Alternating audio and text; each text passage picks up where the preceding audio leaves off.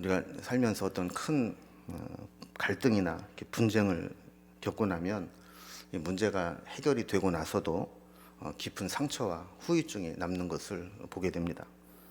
우리가 요즘 살펴보고 있는 내용은 이제 압살롬이 아버지 다윗에게 반역을 일으켜서 반란, 쿠데타를 일으킨 사건을 계속 살펴보고 있습니다.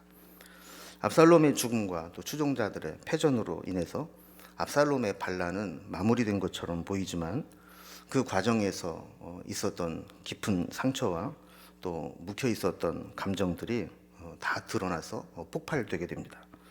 우리가 그렇지 않습니까? 꼭 전쟁은 아니더라도 어떤 선거가 끝나고 나면 선거 후유증이 있습니다. 또 논쟁을 아주 격하게 하다 보면 누가 논쟁에 이긴 것과 상관없이 감정의 골이 생기기가 쉽습니다. 또 선의의 경쟁이라 할지라도 경쟁이라고 하는 것 자체가 누군가의 우열을 가리게 된다면 그로 인해서 마음 한켠에 깊은 상처가 남을 수 있습니다. 그래서 어떤 사건이 중요하지만 이 사건이 끝나고 난 다음에 이것을 어떻게 봉합하느냐, 어떻게 화합하느냐 하는 것은 이 공동체를 이루어 나가는데 중요한 일이다라고 볼 수 있습니다. 만약 이 일에 실패를 하게 되면 겉으로는 이 일이 잘 마무리된 것처럼 보일지 모르지만 갈등의 불씨가 계속 내조되어 있다가 어느 기폭제만 딱 생기게 되면 다시 폭발할 수 있는 위험성이 있기 때문에 그런 것이죠. 지금 이스라엘은 사울에서 다윗에게로 왕권이 바뀌었습니다. 하나님께서 하신 일이긴 하지만 사람들의 입장에서 보면 자기가 지지하던 이 사울의 이 왕권이 다른 다윗에게로 넘어갔다 했을 때 사울의 추종자들은 깊은 상실감과 또 어떤 패배감, 마음의 상처, 서운함 이런 것들이 남아 있을 수 있었던 것이죠. 이런 것들이 이제 잠재돼 있다가 어떤 사건이 일어나게 될 때 이것이 드러나게 되는데 오늘 본문에 보면 이렇게 사울을 지지했던 이스라엘 지파들과 또 다윗을 지지했던 유다 지파들이 이 보이지 않는 이 갈등의 불씨들을 품고 있다가 압살롬의 반역을 통해서 이것이 겉으로 이렇게 드러나게 되는 것을 보게 됩니다. 사실 우리나라도 그렇지 않습니까? 촛불 혁명 이래서 대통령을 막 탄핵시키고 정권이 바뀌게 되었을 때 진보 진영에서는 좋아할 수 있을지 모르지만 또 보수 진영에서는 그로 인해서 엄청난 상처와 또 억울함, 분노 이런 것들을 가지고 있는 겁니다. 그래서 이 일이 잘 봉합되지 않게 되자 벌써 이 대통령 선거가 끝나고 났는데도 불구하고 그 내재되어 있는 이 갈등의 불씨들이 계속해서 되살아나오고 있는 겁니다. 오늘 본문에도 그런 비슷한 사건이 일어납니다. 왕권을 빼앗긴 것으로 받아들인 사울의 후손들, 사울 왕을 지지했던 이스라엘의 10개의 지파들과 또 다윗의 지지 기반이 되던 유다 지파와의 그 갈등이 폭발하게 된 겁니다. 압살롬의 반란으로 인해서 이 일이 드러나게 되었고 특별히 다윗이 압살롬의 반란을 진압하고 예루살렘 황궁하는 그 과정 속에서 이것이 아주 구체적으로 나타나게 됩니다. 그 가운데 이 베냐민 사람 세바가 반란을 일으키게 되죠. 그리고 이 반란을 진압하는 과정에서 아마사를 임명을 하게 되는데 이 아마사는 원래 저쪽 편이었는데 다윗이 화합 차원에서 끌어안았는데 그가 이 불성실하게 일을 진행을 하게 되면서 그 일을 다시 진압하는 과정에서 요압이 다시 군부의 세력을 얻게 되는 그런 이제 일들이 일어나게 되죠. 오늘 우리가 이제 살펴볼 내용들이 바로 그런 내용입니다. 오늘 본문을 한번 좀 단락별로 좀 구분을 해보면 먼저 19장 40절부터 43절까지는 유다 지파와 다른 지파 사이에 계속해서 갈등이 있었다. 이 갈등의 불씨들이 살아 있었고 이것이 꿈틀거리고 있었다 하는 것들을 이제 보게 됩니다. 자, 그리고 20장 1절에서 3절까지는 이 세바라는 사람이 이 베냐민 지파. 베냐민 지파는 사울의 지지 기반 아닙니까? 사울이 베냐민 지파인데 그 베냐민 지파에 이 세바가 반란을 일으켰고 또 환궁을 이제 하게 되었을 때 거기에 남겨져 있던 후궁들에 대해서 다윗이 어떻게 조치하게 됐는지 이런 내용이 나오게 됩니다. 자, 그리고 4절부터 13절까지는 이 세바의 반란을 진압하는 과정에서 다윗이 새롭게 임명한 아마사는 아주 불성실하게 일처리를 했고, 믿지 못했던 다윗은 다시 그 요압 그 아마사 아비새를 파견을 하게 되는데, 이때 아비새와 함께 출전을 하게 된 요압이 아마사를 죽이고 다시 군부의 정권을 찬탈하게 되는 이런 사건이 일어나게 됩니다. 이제 오늘 내용을 조금 더 자세히 살펴보면서 우리에게 주시는 교훈을 한번 정리를 해보려고 합니다. 먼저 19장 40절에서 43절까지 이 유다 지파와 나머지 10지파들 사이에 어떤 갈등이 계속 심화되고 있는 내용을 살펴봅니다. 우리가 오늘 이제 새벽에 살펴본 말씀들을 보면 다윗이 이제 환궁을 할 때, 다시 예루살렘 성으로 돌아오려고 할 때 이 남쪽 유다 지파가 주도적으로 진행을 하게 한 것을 보게 됩니다. 근데 사실 이 유다 지파는 압살롬이 반역을 할 때 압살롬 편에서 깊이 관여했던 지파였습니다. 그래서 유다 지파가 나서서 이렇게 다윗 왕을 예루살렘으로 환궁하는 그 일을 나서지 못했죠. 그런데 다윗이 가만히 생각을 해보니까, 그래도 내 지지 기반인데 내 지지 기반이 저렇게 뒷전을 쥐고 있어서 되겠나 싶어서 다윗이 이야기를 합니다. 너희는 나의 고륙인데, 내 지지 기반이고 우리 같은 지파인데 너희들이 뒷짐을 쥐고 있어도 되겠냐. 그래서 유다 지파가 다윗 왕이 예루살렘으로 돌아오는데 가장 앞장서서 주도적으로 일을 하게 했습니다. 40절 말씀을 다시 보면, 온 백성과 이스라엘 백성의 절반이나 왕과 함께 이 요단강을 건너게 되었다라는 장면이 나오게 됩니다. 이게 보면 다윗이 황궁을 할 때 남쪽의 유다 지파 그리고 북쪽의 이스라엘 지파의 절반 정도가 함께 진행을 하게 되었다라는 거예요. 그러자 이제 41절을 보면 이스라엘 사람들 중에서 나머지 절반 지파의 사람들이 소외감을 느끼게 됩니다. 그러면서 다윗에게 나와서 어찌 왕을 도둑하여서 왕과 왕의 이 집안들을 이렇게 자기네들끼리만 하느냐, 이렇게 이제 불만을 표출하게 되죠. 그러니까 유다 지파도 여기에 질세라 또 강경하게 나오면서 다른 지파들을 공격합니다.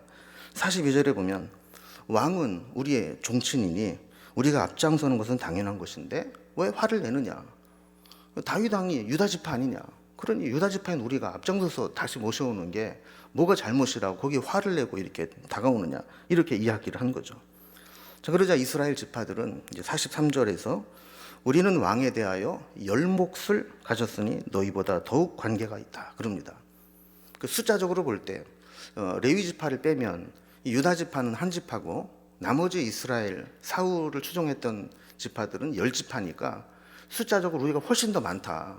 그러니까 왕을 세우는데 왜 우리가 상관이 없느냐, 오히려 우리가 더 깊이 관여해야 된다, 이러면서 지금 이야기를 하는 겁니다. 자, 그럼 어떻게 보면 충성 경쟁처럼 보이죠.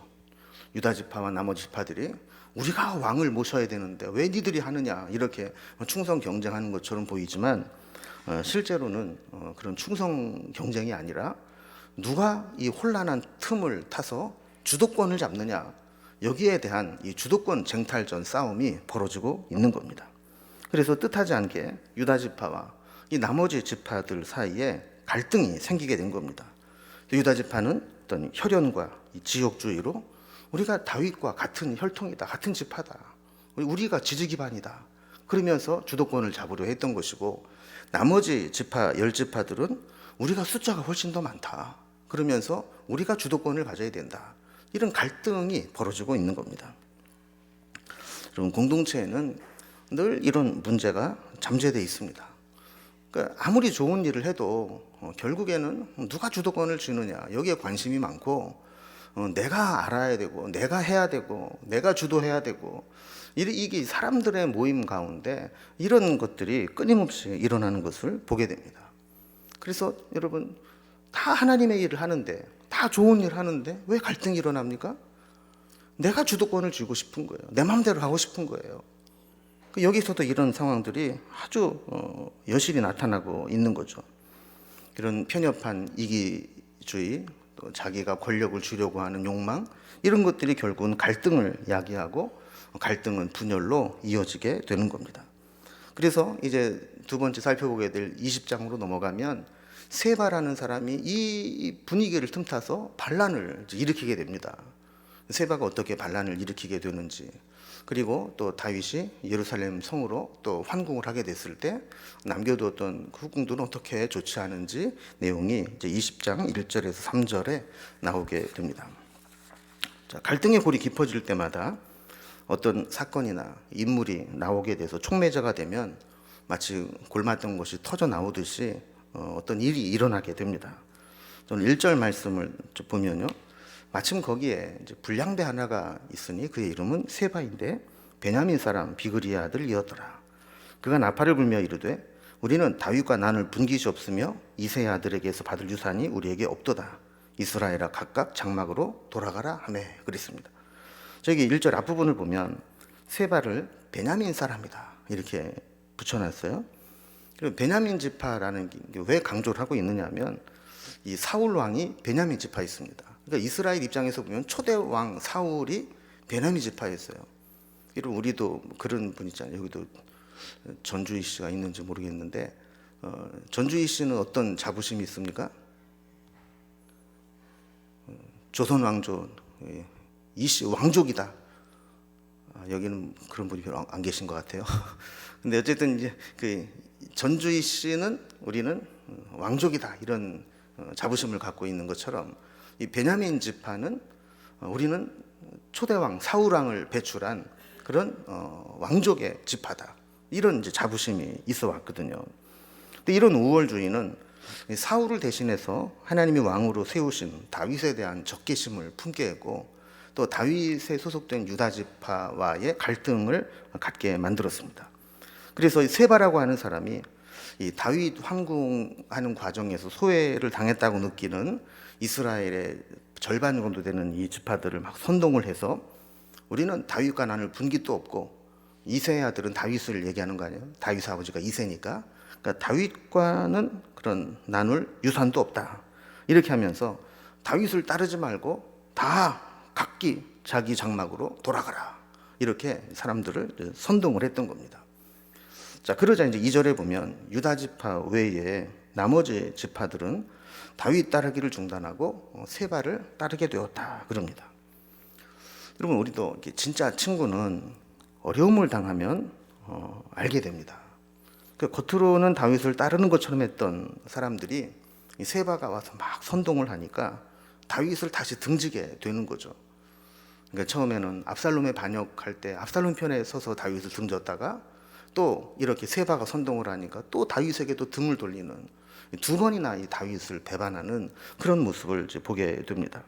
결국 유다 지파만 이 다윗을 따라서 요단강을 건너서 예루살렘까지 올라가게 되었다라고 설명을 합니다. 3절을 보면 이제 멀리 북쪽의 마하나임까지 압살롬의 반란을 피해서 도망갔던 다윗이 드디어 이제 모든 이 도피 생활을 마치고 다시 황궁을 하게 됩니다. 예루살렘으로 돌아와서 보니까 압살롬에게 모욕을 당했던 후궁들이 남아 있었습니다. 전에 살펴본 것처럼 이제 다윗이 왕궁을 비워두고 떠나면서 거기에 후궁들을 남겨두고 갔죠.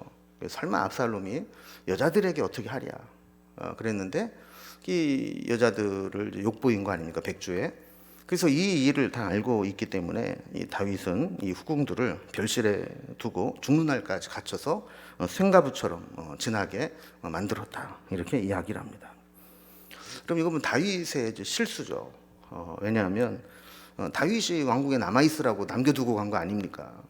그러니까 결국 보면 다윗 때문에 욕을 당한 것이고 그들도 피해자인데 그들을 위로하고 그들을 세워주고 그들이 회복될 수 있도록 돕기는커녕 자기만 생각하면서 난 저들이랑 상관 안 해 그러면서 아예 그냥 막 가두어서 감금조치하다시피 해서 일생을 살게 만드는 그런 실수를 이제 보이게 됩니다. 그러니까 이 다윗이 보면 그런 이제 디테일한 면에서 어떤 여성 컴플렉스가 있었는지 이런 여자들에게 잘 못하는 경우들이 종종 나타나게 돼요. 자, 그리고 이제 세 번째 단락으로 봅니다. 자, 아까 이제 세바가 이 불완전한 정국을 틈타서 반란을 일으켰다고 했잖아요. 이제 이 세바를 또 진압해야 되는 과제가 또 남은 거예요. 그래서 이 아마사를 거기에 이제 투입을 했는데 아마사가 능력이 부족했는지 불성실했는지 이 일을 제대로 수행을 못합니다. 그래서 그 다음에 보면 아비새를 다시 보내게 되는데 이때 이제 요압이 거기에 참전을 해서 이 아마사를 죽이고 또 군 권력을 다시 쥐는 그 장면이 오늘 나오고 있습니다. 자, 이제 그 세바의 잔당을 처리하러 가는데 4절 말씀을 보면 예루살렘 왕궁으로 황궁을 해서 다시 왕권을 주게 된 이 다윗은 첫 번째 임무를 이 세바의 진압을 아마사에게 맡깁니다. 너는 나를 위해서 3일 내로 유다 사람들을 다 모으고 이 일을 감당해라 라는 것이죠. 근데 아마사는 이제 압살롬이 반역을 일으킬 때 압살롬에게 붙어서 다윗을 대적했던 자입니다. 그런데 이런 아마사를 사령관으로 세우면서 세바의 반란을 진압하는 책임자로 맡겼습니다. 그러니까 좋게 얘기하면 압살롬 편에 서서 대적했던 자를 협치하고 그를 화합하는 의미에서 품게 된 것이고, 또 한편으로는 이 요압이 아주 좀 껄끄럽거든요. 그래서 요압을 견제하기 위해서 아마사를 군대 장관으로 새롭게 임명을 하게 된 겁니다. 그래서 이제 세바 진압의 지휘권을 맡겼는데 이게 이제 나중에 또 다른 문제를 일으키게 됩니다. 사실 역사라는 것이 어떤 우리가 흔히 말하는 청산, 해결해야 될 문제들을 해결하지 못하고 넘어가게 되면 반드시 이런 문제들이 생기게 되는데, 이 어쨌든 반역자 아닙니까? 그럼 이 아마사를 받아들임에 있어서도 적절한 책임을 묻거나 자숙할 수 있는 시간을 갖거나 그리고 나서 받아줘야 되는데 무조건 화합이라는 마음으로 그냥 딱 받아주고 마니까 여기에서 또 갈등이 생길 수밖에 없는 것이죠. 더군다나 지금 다윗에게는 요압이라고 하는 아주 걸출한 군대 장관이 있습니다. 그런데 이 요압을 무시하고 이 아마사에게 군대 장관을 임명을 하고 이 세바의 반란을 진압하는 업무를 맡기게 되니까 결국에는 이것이 아마사도 불행하게 끝나게 되고 또 혼란을 야기하게 되는 것이죠. 이 일로 인해서 요압은 큰 불만을 이제 품게 됩니다. 어쨌든 5절에 보면 아마사가 이 다윗의 명령대로 3일 동안의 군사를 잘 모으지를 못했습니다. 그래서 정한 기일이 돼도 그 사명을 감당하지 못하게 되죠. 압살롬을 섬기던 아마사가 하루아침에 다윗을 섬기겠다고 지도자가 딱 되고 나니까 사람들이 잘 안 따라왔던 것 같아요. 그래서 마음먹은 대로 이 군대도 모집이 안 되고 세바의 반란을 진압하기 위해서 가기는 갔는데 이게 시간만 끌고 지지부진된 거예요. 마치 러시아가 우크라이나를 한 달 만에 함락을 시키겠다고 갔는데 지금 거의 1년 가까이 되도록 지지부진하고 이렇게 밀리지 않습니까? 그런 것처럼 지금 이 아마사가 간 부대가 이 세바의 반란군들을 진압을 못하고 있는 거예요. 자, 이렇게 되니까 다윗의 마음이 조급해졌습니다. 그래서 6절 뒷부분에 보면 만약에 세바가 압살롬보다 우리에게 더 해롭게 하는 자들인데 만약에 견고한 성읍에 들어가서 그 성읍을 근거로 해서 저항을 하고 버티면 장기전으로 갈 수밖에 없다. 그럼 우리가 어쩌면 이 세바를 진압하지 못하고 거기에서 세력을 또 구축해서 우리에게 또 다른 피해를 입힐 수 있다. 그렇다면 이거는 압살롬의 반란보다도 우리에게 더 큰 해로움이 될 수 있다. 이런 이제 판단을 하게 된 겁니다. 이런 이 판단 하에서 다윗은 중간에 인사 개편을 합니다. 아마사를 군대 장관으로 파견을 했지만 이게 들려오는 소식이 시원치 않으니까 이번에는 이 반란의 임무를 아비새에게 맡기게 됩니다. 그래서 다시 이제 나머지 군대들을 다시 보낸 거예요. 그래서 1차 군대가 가 있는데 거기에 2차로 아비새가 다시 군대로 이제 또 파견이 된 겁니다. 근데 다윗을 보면요, 여기에 사실 이 일의 최고의 적임자는 누구냐면 요압이거든요. 군대 전력으로 보면 요압이 아주 백전노장이고 아주 출중한 이 장수였기 때문에 요압을 보내야 될 텐데 이번에도 요압을 군대 장관으로 안 보내요. 그러니까 이제 다윗은 어떻게 보면 끝까지 요압을 견제하고 배제시키고 있는 모습을 보게 됩니다. 요압은 사실 이 훌륭한 군인으로서 필요할 때마다 다윗에게 혁혁한 공을 남기는 사람이기는 하지만 그 과정에서 너무 군부가 세력이 커진 겁니다. 그래서 압살롬을 죽이지 말라 그랬는데도 자기 임의대로 그냥 압살롬을 죽여버려요. 그리고 슬퍼하고 있을 때도 와서 왕에게 막 충고를 하고 언제까지 그렇게 슬퍼하고 있을 거냐고 제발 정신을 차리라고 막 이렇게 이야기를 할 정도로 이 요압의 입김이 너무 이제 세진 거죠. 이전에도 아브넬과 같은 그런 큰 장군이 사울의 군대 장관 아브넬이 투항을 했을 때 뒤쫓아가서 이 아브넬을 살해한 사람이 바로 요압입니다.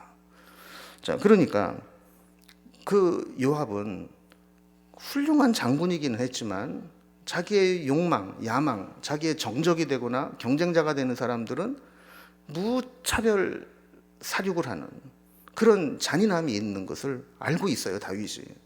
그 필요할 때 쓰기는 썼지만 너무 힘을 키워주기에는 불안한 인물이 요압인 거예요. 그러니까 이번에 보면 세바에 반란을 하면서 처음에는 아마사를 보내고 아마사가 제대로 못하니까 요압을 보내는 게 아니라 아비새를 보내고 있는 거거든요. 다윗은 아비새를 파송하면서 이번 임무의 성격을 이렇게 이야기합니다. 6절에 보면 비그리 아들 세바가 압살롬보다 우리를 더 해하리니. 그러니까 지금 압살롬은 왕자이긴 했지만 개인의 반란으로 본 거죠. 그러나 지금 세바의 반란은 이스라엘 10지파를 지금 통합해서 반란을 일으키는 거니까 이 세바가 반란을 성공하게 된다면 압살롬의 반란과는 비교할 수 없는 큰 위험이 된다라는 겁니다. 7절에 보면 아비새가 작전을 수행하러 나가게 됩니다. 여기에 요압이 등장을 하죠. 요압을 따르는 자들과 그레 사람들과 블레 사람들과 모든 용사들이 다 아비새를 따라왔다 그래요. 여기 나오는 용사들은 다윗의 측근에서 보자는 요즘으로 하는 친위대 성격을 가진 부대였습니다.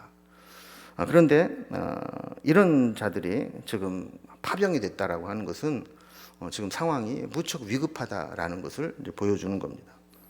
8절에 보면 여기에서 예기치 못한 문제가 하나 생깁니다. 다윗이 처음에 인사발령을 올리면서 군대 장관으로 보낸 아마사하고 인사 개편을 통해서 임명된 아비새하고 아비새의 부대에 함께 참전한 군대 장관 요압, 이 세 명의 군대 장관이 한 자리에서 지금 만나게 되는 아주 요상한 모양이 벌어지게 된 겁니다.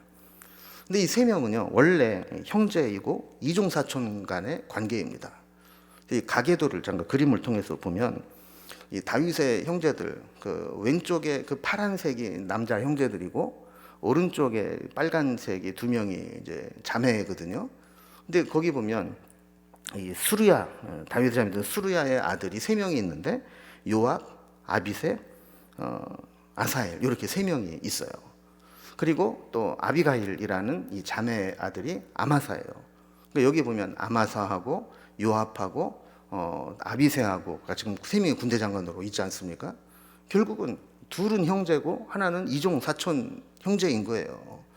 자, 이런 이제 사람들인데 서로 어떤 그 욕망, 권력에 대한 이 욕망 때문에 이 사람들이 한 자리에서 모이게 될 때 피 튀기는 쟁탈전이 일어나게 되는 겁니다.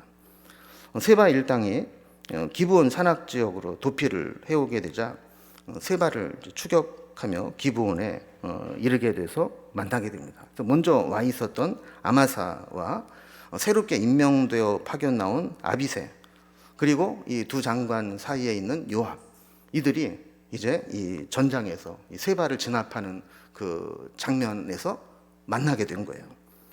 근데 아까도 살펴본 것처럼 아마사와 요압 사이에는 사실 좋지 않은 감정의 골이 있죠.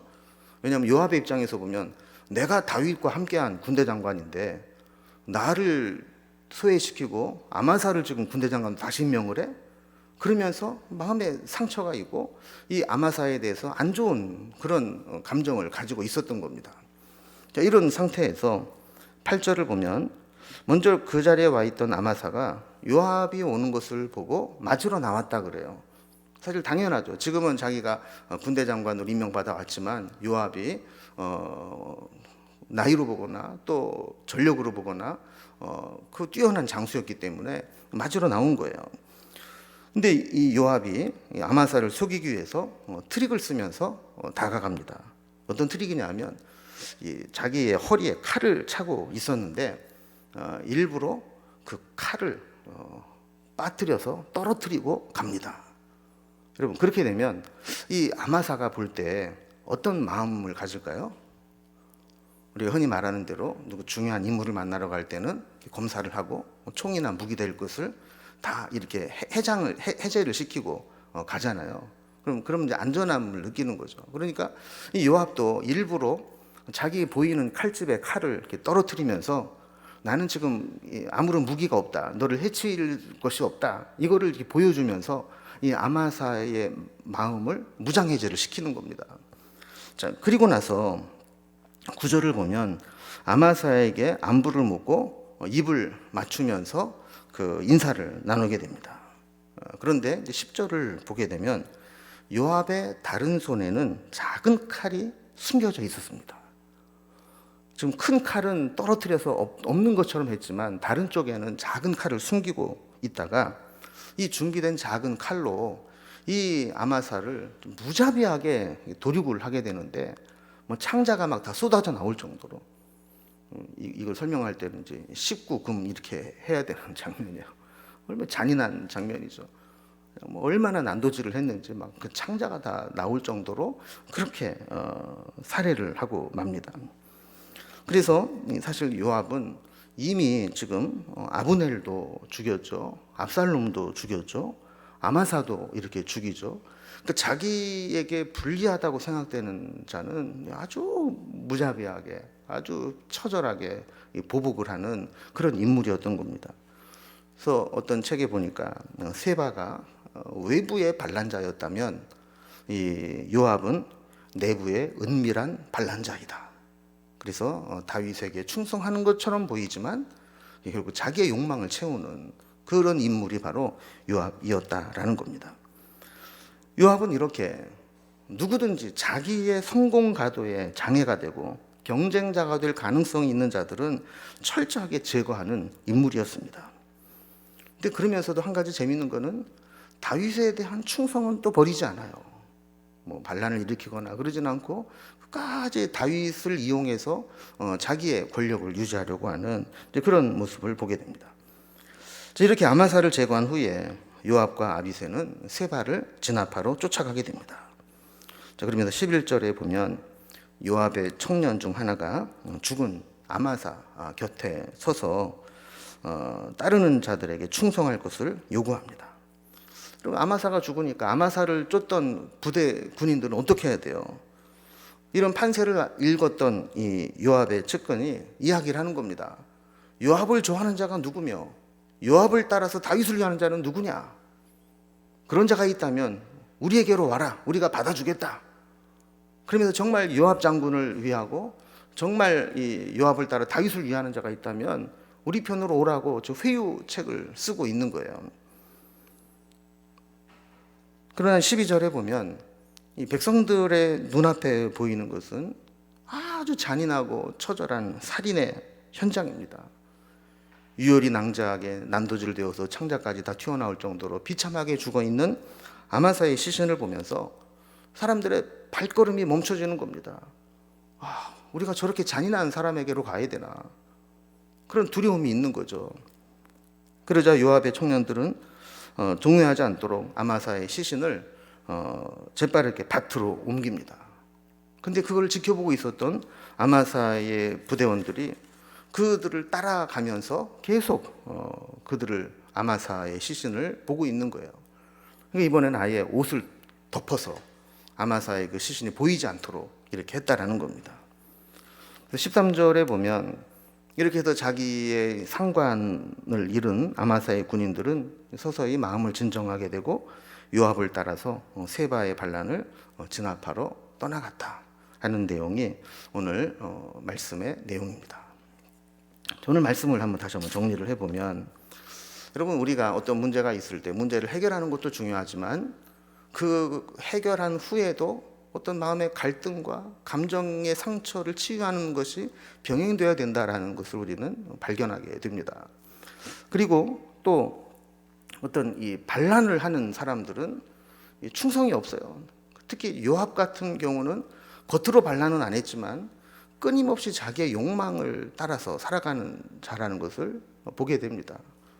그럼 우리도 믿음 안에서 말씀에 서지 못하게 되면 겉으로는 주를 위해서 일하는 것처럼 보이고 겉으로는 좋은 일 하는 것처럼 보이지만 결국은 자기 욕망, 자기 권력, 자기 이권을 향해서 살아가는 사람이 될 수 있다는 것을 우리에게 보여주고 있는 겁니다.